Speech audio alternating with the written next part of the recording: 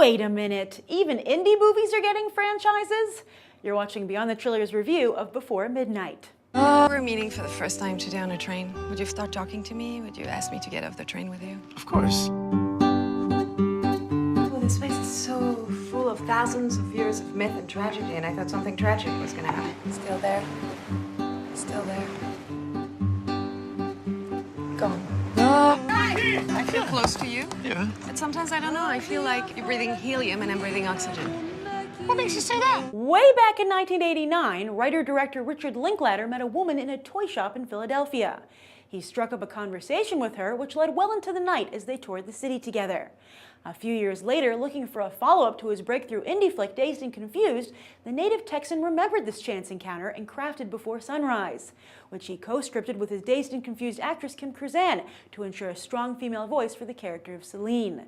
He cast Hollywood heartthrob Ethan Hawke, hot off of Reality Bites, and Julie Delpy, a French actress who'd already appeared stateside in 1993's The Three Musketeers. And while Before Sunrise never gained mainstream success, it became an instant indie and critical darling.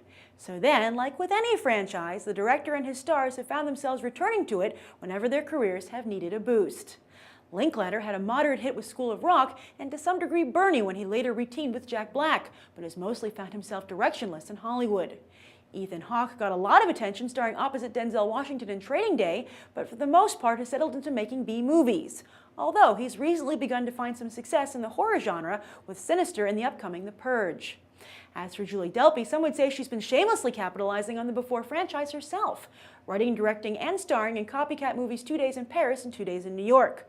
But apparently Linklater and Hawke are cool with that, as the trio has reunited for Before Midnight, picking up another 9 years after Before Sunset, which came out 9 years after the original Before Sunrise. It's worth noting that in Before Sunset, Ethan Hawke's character has written a book about his one-night encounter, just as Linklater made a movie about his real-life one. Co-writer Krzan doesn't return this time, while since the second flick, Hawke and Delpy have been upgraded to co-writers themselves. So as we look to see if Jesse and Celine still have that special spark, we look to see if the franchise does as well. So the opening scene for this film, which is between Ethan Hawke and the actor playing his son, is Seamus Davy Fitzpatrick.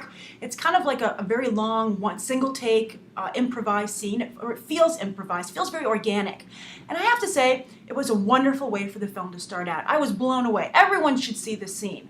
Not necessarily the movie, but everyone should see this scene. So if you don't go and see Before Midnight in theaters, I think it's worth renting or checking out, downloading, just to see some really great acting. And in fact, I think the film does really well for the first half. It really engages you, and the background of Greece is just breathtaking. I mean, I think this whole franchise really benefits from a beautiful setting. They really pick wonderful locales for Jesse and Celine to explore, because it is just long takes of them talking.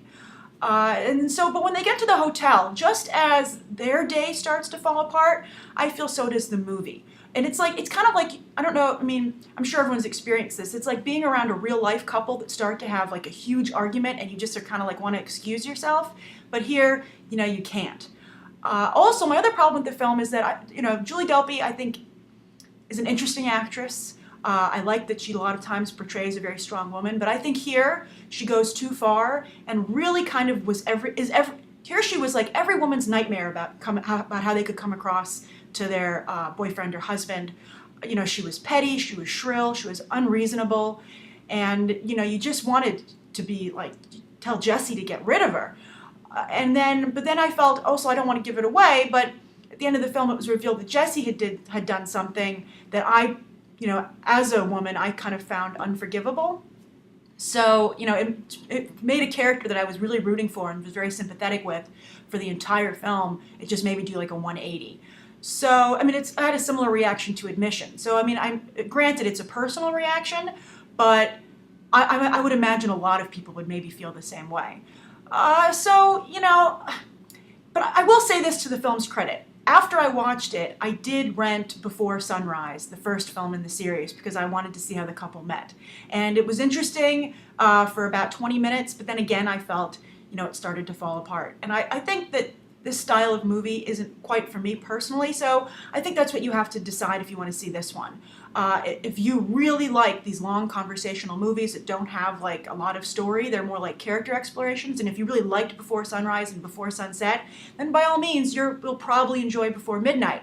But I think that for anyone jumping into the franchise new, this is a warning of what you're getting yourself into, and I think so if you're not a diehard Before fan, and you like a little bit more structure to your films, I think that this is something I would probably recommend renting, just because it does have some very strong scenes. And I thought a really nice depiction of parenthood. I mean, it's so crucial in a movie like this that you like the characters, because you're spending so much time with them, and that's really all the movie is, spending time with these characters and getting to know them. So I guess that's why at the end it failed for me, because I ended up not liking them. So those are my thoughts on Before Midnight. Grease looks beautiful. And if you've seen the film, be sure to share your own thoughts down below as well.